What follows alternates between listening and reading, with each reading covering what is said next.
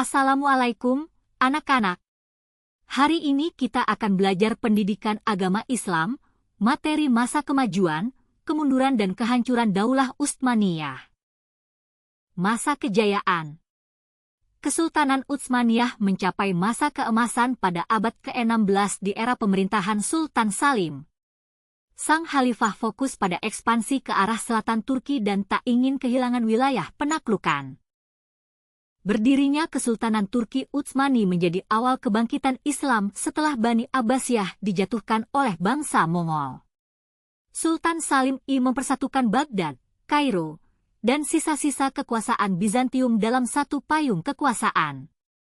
Pada abad 15-17, Kesultanan Utsmaniyah menjadi kekhalifahan Islam terpenting di Timur Tengah dan Semenanjung Balkan. Tahta Sultan Salim I dilanjutkan Sultan Sulaiman I pada 1520. Turki Utsmani berhasil menguasai lembah Sungai Nil di Mesir dan lembah Sungai Furat hingga ke Gibraltar. Di Afrika Utara, pasukan Turki Utsmani menahan pasukan kerajaan Spanyol yang menyerang lewat lautan. Sulaiman I diberi gelar Al-Kanuni atau ahli penyusun perundang-undangan. Di masa ini, ajaran Islam berkembang pesat dan rakyat hidup sejahtera. Kebudayaan dan perdagangan juga mengalami kemajuan, begitu pula kesusastraan dan ilmu pengetahuan. Masa kemunduran. Pada abad pertengahan, dinasti Abbasiyah mulai mengalami kemunduran akibat serangan dari Mongol. Hal itu membuat kekuasaan Islam pun menurun.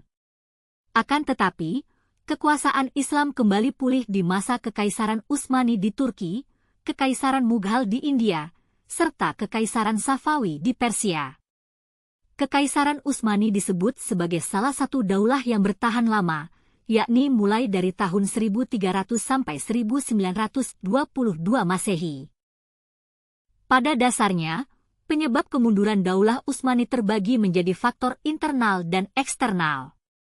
Nah, masa kemunduran tersebut terjadi selama 3 abad, yakni mulai dari masa kepemimpinan Sulaiman II Al-Kanuni, 1520 M, sampai 1924 M. Adapun beberapa faktor penyebab kemunduran Daulah Utsmani adalah 1. Faktor internal. Terdapat beberapa faktor internal yang menyebabkan kemunduran Daulah Utsmani, antara lain melemahnya semangat pasukan Turki Utsmani, sehingga menimbulkan penyerangan musuh untuk merebut wilayah kekuasaannya. Beberapa wilayah di timur yang menjadi area kekuasaan Daulah Utsmani melakukan pemberontakan agar bisa melepaskan diri. Memburuknya perekonomian setelah kekalahan Turki Utsmani.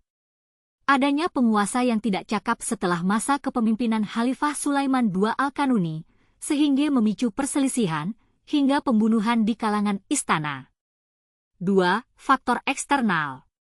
Selain faktor internal, ada pula penyebab dari luar yang menyebabkan kemunduran Daulah Utsmani, yaitu wilayah Turki Utsmani terlalu luas, sehingga sulit untuk dikendalikan. Adanya pemberontakan yang dilakukan oleh pasukan Jenisari selama berulang kali. Perkembangan ilmu pengetahuan dan teknologi yang berkaitan dengan kebutuhan militer relatif menurun. Munculnya gerakan nasionalisme, liberalisme, hingga sekularisme. Masa kehancuran. Kemunduran Turki Utsmani terlihat setelah Sultan Sulaiman Al-Kanuni wafat tahun 1566 M. Kekaisaran ini tidak menemui pengganti yang kuat, hingga pada akhir abad ke-18 serangan negara lain makin gencar termasuk lewat pemikiran. Perang pemikiran menyebabkan munculnya nasionalisme Turki dan Arab yang membuat Turki Utsmani pecah. Setelah itu muncul gerakan yang menyatakan seluruh Muslim berada dalam satu payung pimpinan Jamaluddin Al-Afghani.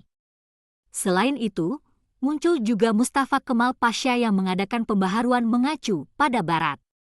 Tanggal 3 Maret 1924, Mustafa Kemal Pasha berhasil meruntuhkan kekhalifahan Turki Utsmani, berganti Turki yang menerapkan sistem sekuler. Faktor penyebab runtuhnya. Terdapat berbagai penyebab runtuhnya Turki Utsmani yang berpengaruh pada kehidupan dunia. Berikut ini berbagai penyebab runtuhnya Turki Utsmani. 1. Kematian Sultan Sulaiman Agung. Setelah Sultan Sulaiman Agung meninggal, Turki Utsmani berada dalam kekaisaran yang kacau dan menyangkut manajemen keuangan. Kekaisaran mulai runtuh akibat kasus korupsi yang merajalela. Di samping itu, tentara khusus Kekaisaran Utsmani juga menuntut bayaran lebih karena terjadinya ekspansi ke Eropa. Akibatnya, pada 1826 mereka dibubarkan Sultan Mahmud II yang mengakibatkan semakin lemahnya militer. 2. Pertempuran Lepanto. Penyebab runtuhnya Turki Utsmani selanjutnya adalah pada 1571 terjadi pertempuran Lepanto. Dalam pertempuran tersebut, Turki Utsmani dikalahkan Venesia dan Spanyol. Usai pertempuran, Barat menyadari bahwa Kekaisaran Turki Utsmani dapat dikalahkan. Sejak abad 18 sampai 19, saat terjadi perang melawan Rusia, Turki juga kalah. Akibatnya, Kekaisaran Utsmaniyah dikenal sebagai Kekaisaran Lemah Eropa. 3. Inflasi.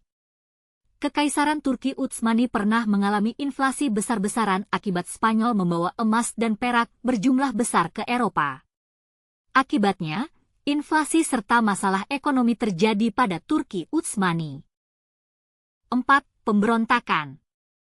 Penyebab runtuhnya Turki Utsmani berikutnya adalah karena pemberontakan yang terjadi. Selama beberapa periode pemerintahan Turki Utsmani, terjadi kerusuhan ekonomi dan politik di Kekaisaran. Terjadinya ekspansi Utsmaniyah ke Eropa dibatasi pertempuran Wina yang terjadi pada 1683. Pembatasan itu menjadi awal mula dari runtuhnya Kekaisaran Turki Utsmani. 5. Revolusi Industri. Revolusi industri menyebabkan perubahan teknologi yang digunakan dalam perang. Majunya teknologi menjadi keunggulan tersendiri bagi negara-negara seperti Inggris.